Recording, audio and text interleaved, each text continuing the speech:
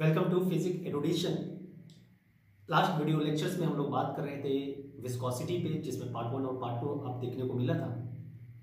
आज का हमारा जो टॉपिक है इस वीडियो लेक्चर में, दैट इज स्टोक्स लॉ। अगर आप प्रीवियस ईयर क्वेश्चंस को देखते हैं तो ये टॉपिक बहुत ही इंपॉर्टेंट है, क्वेश्चंस आते हैं इससे। स्टोक्स लॉ कहता क्या है?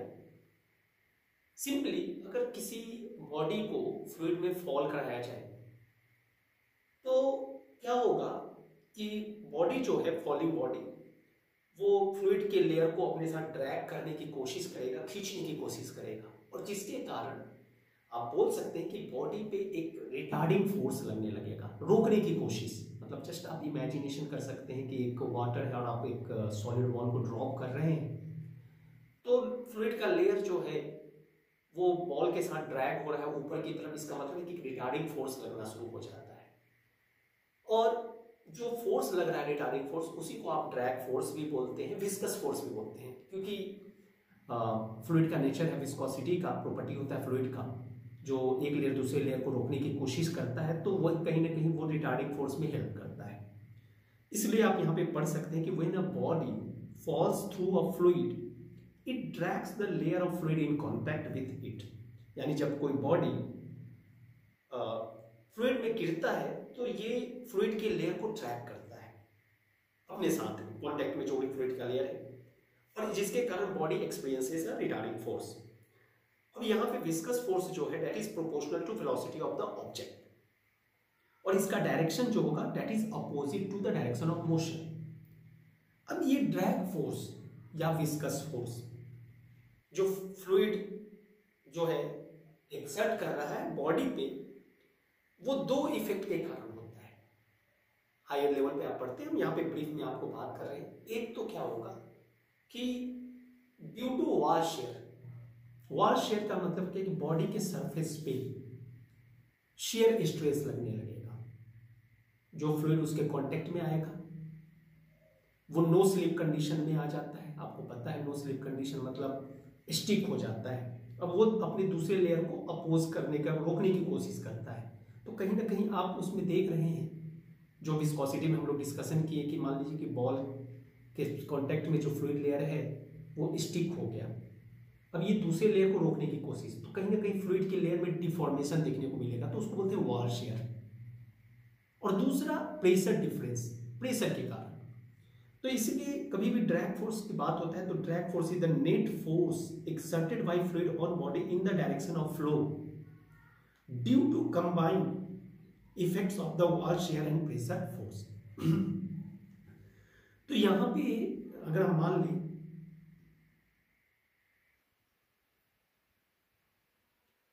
कि ये हमारा कोई बॉडी है,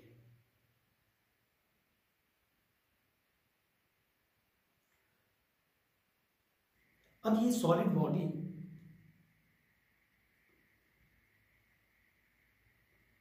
जिसको हम लोग स्फीयर बोल रहे हैं, मानते हैं कि इसका डायमीटर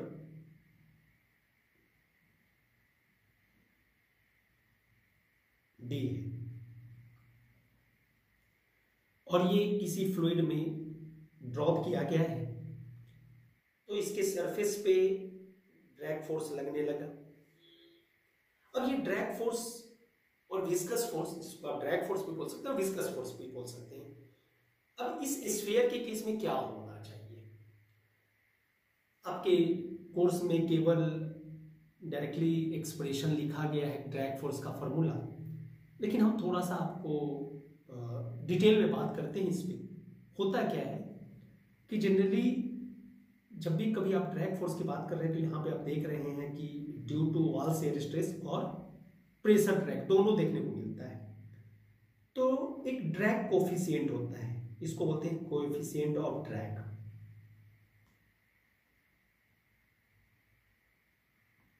जिसको CD से हम लोग डिनोट कर रहे हैं। और इसका वैल्यू जो होता है स्फीयर के केस में 24 bye Reynold number.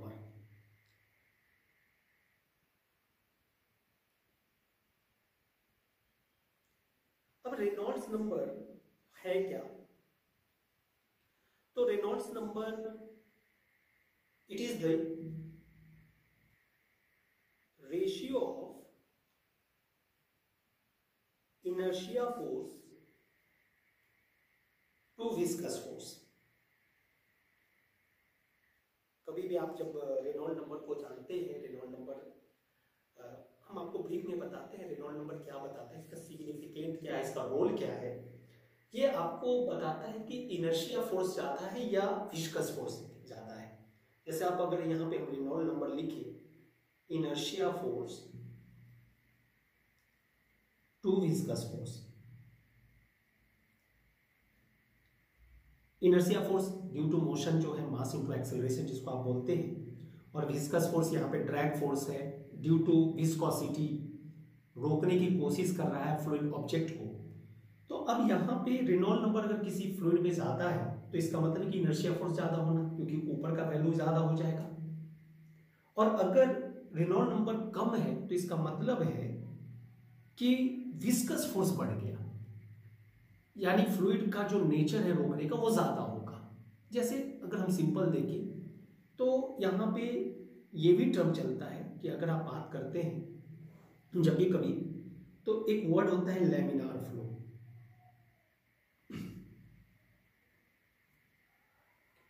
Laminar flow का मतलब हो गया कि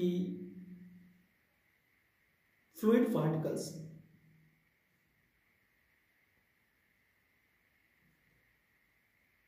follow well defined path, well defined path.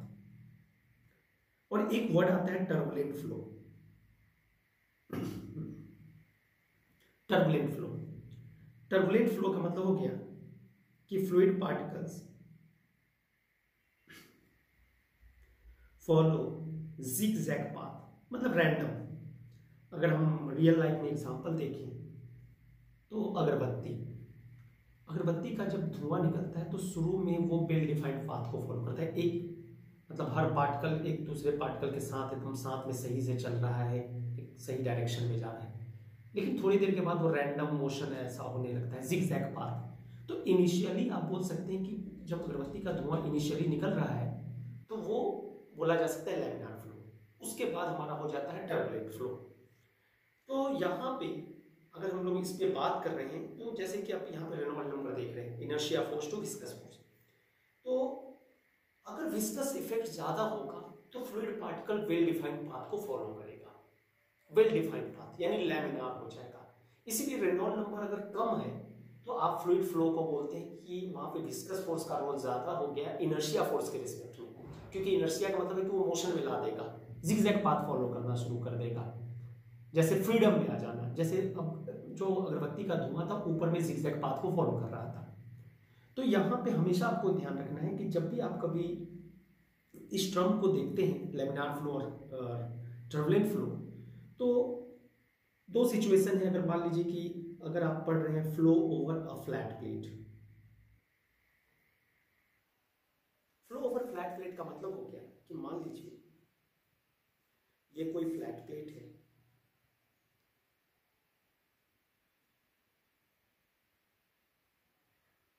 और मान लीजिए कि इसके ऊपर कोई फ्लूइड फ्लो कर रहा है। तो इस सिचुएशन में बोला गया कि अगर Reynold number less than 5 into 10 to the power 5 अगर हो तो फ्लो जो होगा वो लैमिनार होगा, लैमिनार होगा यानी इस पे सरफेस पे जो भी फ्लूइड पार्टिकल फॉलो करेगा वो वेल डिफाइंड पाथ को फॉलो करेगा, जिगजैग नहीं होगा। लेकिन वही अगर आप पढ़ते हैं कि सर मान लीजिए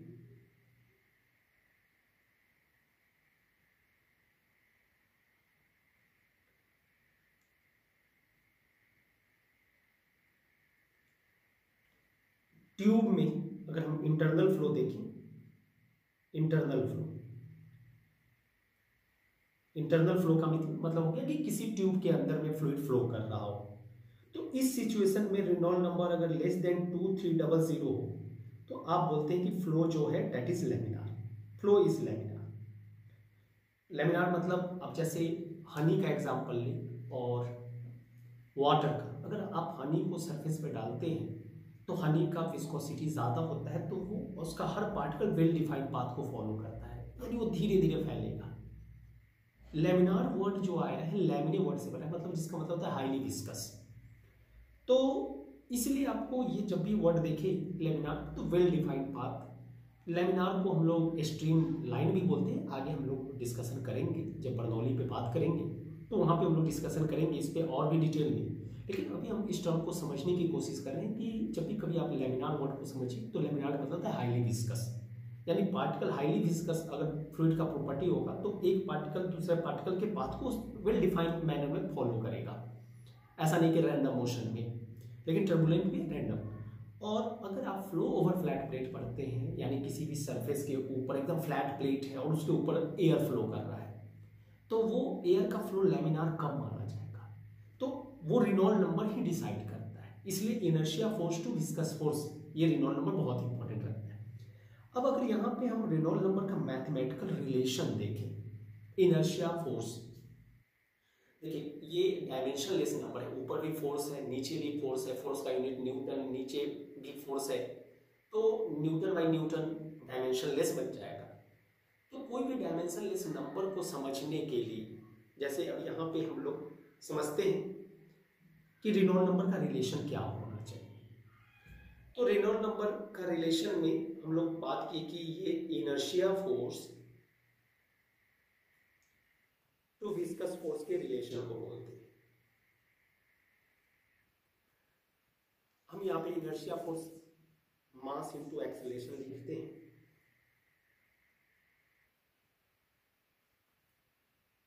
और विस्कस फोर्स को समझना है तो आप बोल सकते हैं कि सर टाउ का एक रिलेशन है, tau is equal to mu D U by D Y.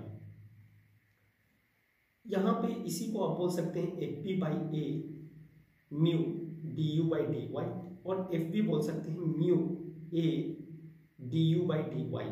ये विस्कोसिटी में हम लोग एक्सप्लेनेशन किए थे कि this one is shear stress, और शियर स्ट्रेस जो होता है वो वेलोसिटी ग्रेडियंट के प्रोपोर्शनल होता है, और शियर स्ट्रेस को फोर्स पर यूनिट एरिया भी लिखा जा सकता है, और ये जो फोर्स है that is drag force as well as viscous force, और शियर फोर्स भी आप बोल सकते हैं टेंजेंशियल डायरेक्शन में, क्योंकि जब भी आप बॉडी को फॉल करा रहे हैं किसी फ्लूइड में तो उसके सरफेस पे टेंजेंशियल डायरेक्शन में फोर्स लग रहा है, इसलिए आप इसको बोल रहे हैं ड्रैग फोर्स।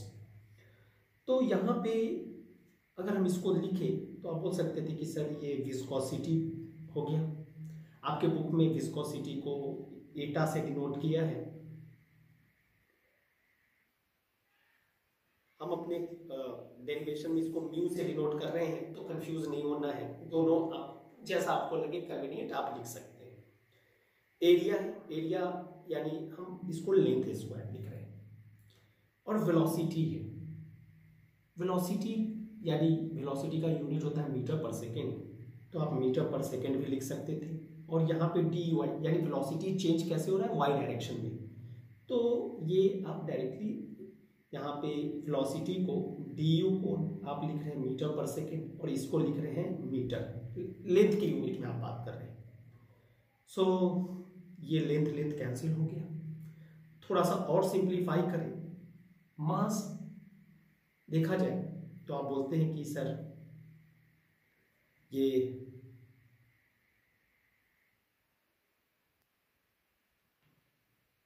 और एक्सीलरेशन मीटर पर second square by mu L square पर सेकेंड, ऐसा भी लिख सकते थे। हम लोग को ये भी पता है कि सर डेंसिटी जो होता है वो मास पर यूनिट वॉल्यूम होता है, मास पर यूनिट वॉल्यूम। सो आप मास को लिख सकते थे कि सर मास को लिखा जा सकता था डेंसिटी इनटू वॉल्यूम, और वॉल्यूम को एल क्यूब भी लिख सकते थे, एल क्यूब भी। अब यहाँ पे हम लोग बोल सकते थे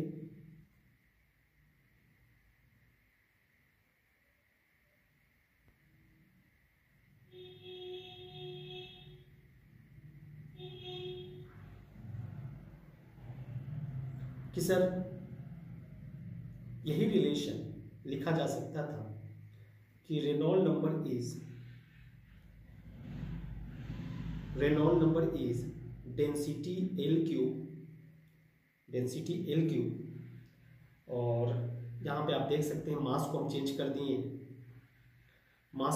दिए, डेंसिटी और वॉल्यूम, और यहाँ पे है एक्सेलरेशन। तो आप इसको लिख सकते थे कि सर ये हो जाएगा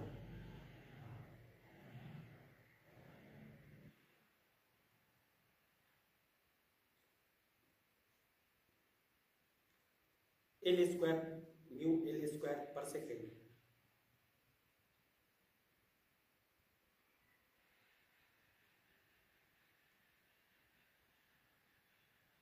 कुछ ऐसा थोड़ा सा मतलब आपको लग रहा होगा कि सर ये क्या चल रहा है, मतलब आप यूनिट के बेस पे डायमेंशनलेस रेनॉल्ड नंबर को डिफाइन कर रहे हैं।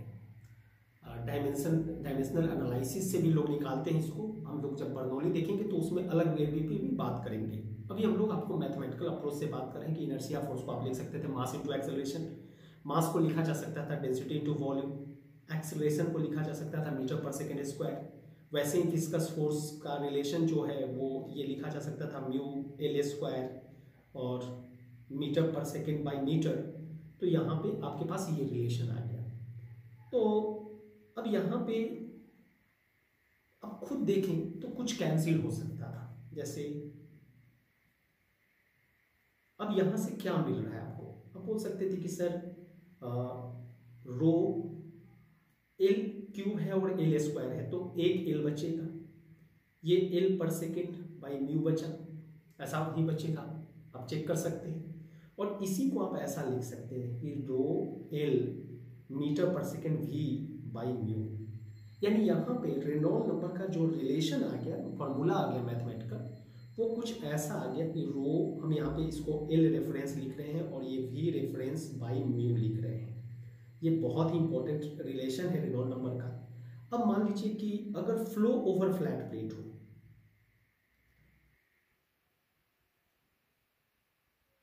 जैसे कि अभी हम लोग ड्रॉ किए थे, मान लीजिए कि ये फ्लैट प्लेट है और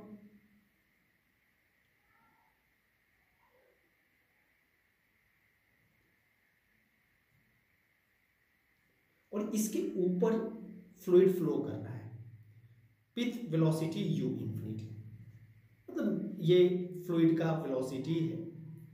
और मान लीजिए कि अपना ये जो लेंथ है इस फ्लैट प्लेट का सिंपली मान लीजिए कि l है। अब इस सिचुएशन में कोई पूछे कि रेनॉल्ड नंबर आप कैसे पता कीजिएगा कि भैया फ्लूइड फ्लो लैमिनार है कि टर्बुलेंट है, तो कुछ नहीं, आपको यहाँ पे रो एल रेफरेंस के जगह पे यहाँ पे अगर फ्लैट प्लेट के केस में एल रेफरेंस आपका ये फ्लैट प्लेट का लेंथ मान लीजिएगा सिंपली। और भी होता है लेकिन अभी आपको हायर लेवल पे बहुत ज़्यादा नहीं जाने की जरूरत है। एल रेफरेंस ये फ्लैट प्लेट का जो लेंथ होगा वो माना जाएगा, और भी रेफरेंस जिस वेलोसिटी से फ्लूइड इस सरफेस के ऊपर से फ्लो कर रहा है वो माना जाएगा। तो इसी फॉर्मूला को आप ऐसा लिख सकते थे कि rho L U infinity by mu, ये हो गया फ्लो ओवर फ्लैट प्लेट। लेकिन माय डियर स्टूडेंट्स, अब अगर हम बात करें कि सर यहां पे कि अगर इंटरनल फ्लो हो, मान लीजिए कि क्योंकि हम लोग दो सिचुएशन पे बात कर रहे थे, यानी फ्लो थ्रू पाइप, जैसे मान लीजिए कि फ्लूइड मैकेनिक्स का ब्रॉड रोल जो है डिज़ाइन में बहुत इंपॉर्टेंट रोल करता है। जैसे आपके शहर में नाला लगाना है, नाला बनवाना है, पाइपलाइन बिछाना है, पानी का पाइपलाइन बिछाना है, तो आप बोल सकते थे कि पाइपलाइन का मतलब हो गया कि फ्लूइड इसके अंदर फ्लो कर रहा है। अब ये फ्लूइड जो फ्लो कर रहा है, अब इसके केस में कैसे पता चलेगा कि लैमिनार है कि टर्बुलेंट है? तो मान लीजिए कि ये जो हमारा ट्यूब है इसका डायमीटर d है, और फ्लूइड का हम मान के चले कि एवरेज वेलोसिटी v एवरेज है। एवरेज वेलोसिटी कहने का मतलब क्या हो गया, ये v एवरेज का मतलब हो गया एवरेज वेलोसिटी। रियल लाइफ में क्या होता है कि आप अगर आप एनसीईआरटी पढ़ते हैं तो वहां पे देखे होंगे कि इंटरनल फ्लो के केस में, इंटरनल फ्लो के केस के मतलब दो सरफेस के बीच में, जैसे ये डक्ट, अगर हम पाइप बात कर रहे हैं, पाइप के अंदर फ्लूइड फ्लो कर रहा है, वैसे ही दो प्लेट भी हो सकता है, उसके अंदर फ्लूइड फ्लो कर रहा है। तो होता क्या है कि अगर कोई पूछे कि इसमें वेलोसिटी कैसे चेंज होगा रियल में, एक्चुअल वेलोसिटी, तो एक्चुअल कंडीशन में क्या होता है भैया कि एक्चुअल कंडीशन में आपको भी पता है कि जो फ्लूइड सरफेस के कांटेक्ट में आएगा उस पे वो फ्लूइड का वेलोसिटी सेम एज सरफेस के वेलोसिटी इक्वल हो जाएगा, यानी रेस्ट। लेकिन लेकिन लेकिन जो जैसे जैसे वो फार अवे होते चला जाएगा सेंटर से, मान लीजिए कि ये एक्सिस है, मान लीजिए कि ये रेडियस, ट्यूब भी मान सकते हैं आप, कुछ भी मान सकते हैं इंटरनल फ्लो में, तो एक्चुअल वेलोसिटी जो है वो कुछ ऐसा चेंज होता है एक्चुअली।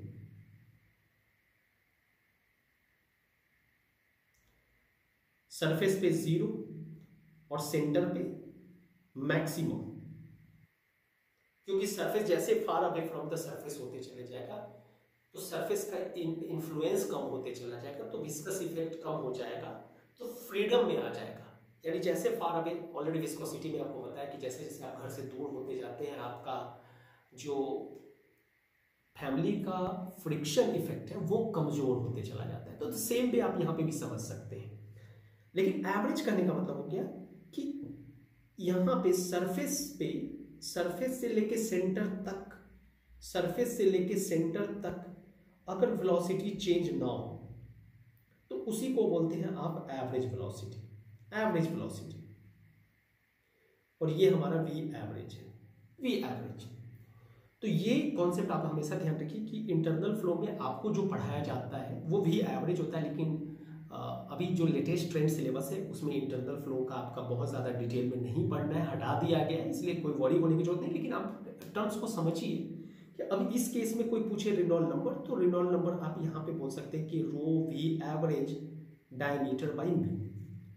अब यहाँ पे अगर हम अपने कोर्स को देख रहे थे, क्योंकि हम स्टोक्स लॉ पढ़ रहे थे और एक स्फीयर को फ्लूइड में ड्रॉप किए थे, तो अब इस सिचुएशन में क्या हो सकता था? तो इस सिचुएशन में जैसे कि अगर मान लीजिए कि ये स्फीयर था हमारा, ये हमारा स्फीयर था,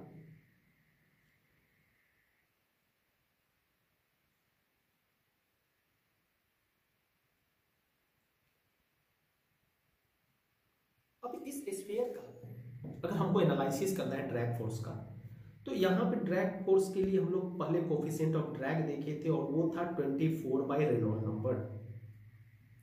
तो मान लीजिए कि ये किसी वेलोसिटी v से ड्रॉप हुआ, तो यहाँ पे रेनॉल्ड नंबर जो होगा वो हो जाएगा इसका रो भी डी बाई म्यू, इसका डायमीटर। ये ध्यान आपको रखना है, यानी ये मीनिंग बता रहा है Reynold number, inertia force to viscous force. और ड्रैग फोर्स का जो फॉर्मूला होता है, यानी ड्रैग फोर्स या विस्कस फोर्स, वो आप बोल सकते थे कि सर ये हाफ सी डी रो भी स्क्वायर ए होता है। अब ए यहाँ पे बहुत इंपॉर्टेंट है, ए यहाँ पे जो है ये प्रोजेक्टेड एरिया होता है, प्रोजेक्टेड एरिया, और इसको सिंपली बोलते हैं इफेक्टिव एरिया भी बोल सकते हैं, और ये परपेंडिकुलर टू वेलोसिटी होता है। मतलब जो प्रोजेक्टेड एरिया करने का मतलब कि जैसे मान लीजिए कि ये, अगर मान लीजिए कि ये एक बोतल है, अगर आपको ये दिख रहा है, तो अगर हम इसको सामने से दिखेंगे तो ये जस्ट लाइक सर्कुलर शेप का दिखेगा, सर्कुलर। तो वैसे ही अगर हम इस स्फीयर को एनालाइज करें तो स्फीयर का जो हमको देखने को मिलेगा वो कुछ ऐसा देखने को मिलेगा, जस्ट लाइक सर्कल, क्योंकि ये परपेंडिकुलर टू इसी एरिया को आप बोलते हैं प्रोजेक्टेड एरिया। यानी यहाँ पे प्रोजेक्टेड एरिया हो जाएगा पाई आर स्क्वायर। तो अब अगर आप देखें तो आप बोल सकते थे कि सर यहाँ पे हम लोग यूज कर सकते थे कि सर ड्रैग फोर्स जो होगा वो हाफ सी डी के जगह पे 24 बाई रेनॉल्ड नंबर, जिसको आप लिख सकते थे रो भी डी बाई म्यू, और यहाँ पे बोल सकते थे कि सर ये जो है हाफ सी डी के जगह पे 24 बाई रेनॉल्ड नंबर का वैल्यू रो, सो रो भी स्क्वायर ए, और यहाँ पे आप लिख सकते हैं पाई आर स्क्वायर। सो देख सकते हैं कि सर ये 12 हो जाएगा, रो भी कैंसिल हो गया, एक भी कैंसिल हो गया। तो आपके पास जो बच रहा है वो है 12 म्यू भी pi r square by D. और डी मतलब डायमीटर, और डायमीटर को आप लिख सकते थे 2r। तो यहां से आप बोल सकते थे कि सर ये रिलेशन कुछ ऐसा हो जाएगा 12 म्यू भी pi r square by 2r। So r cancel, ये 6। सो ड्रैग फोर्स का फॉर्मूला आ गया 6 म्यू पाई भी आर। और यही आपको पढ़ाया जाता है डायरेक्टली, कि यहाँ पे आप देख सकते हैं कि ये ड्रैग फोर्स जो है वो डायरेक्टली प्रोपोर्शनल टू वेलोसिटी है, जो आपको दिख रहा है। कोई आर रेडियस का स्फीयर है जिसको लिक्विड में ड्रॉप किया गया है, तो उसके सरफेस पे जो फोर्स लगेगा वो इक्वल हो जाएगा 6 म्यू पाई भी आर, और इसी को बोलते हैं हम लोग स्टोक्स लॉ। तो हम डिटेल में यहाँ पे बात रखें, शायद आपको समझ में आया हो। बुक में आपके पास यही लिखा जाता है कि विस्कस फोर्स जो होता है वो डायरेक्टली प्रोपोर्शनल टू वेलोसिटी होता है, लेकिन आप इस डिटेल को भी समझ सकते हैं, कोई ऐसा नहीं है कि बहुत रॉकेट साइंस है। तो आई होप कि ये कॉन्सेप्ट आपको समझ में आया हो। आगे हम लोग बात करेंगे टर्मिनल वेलोसिटी।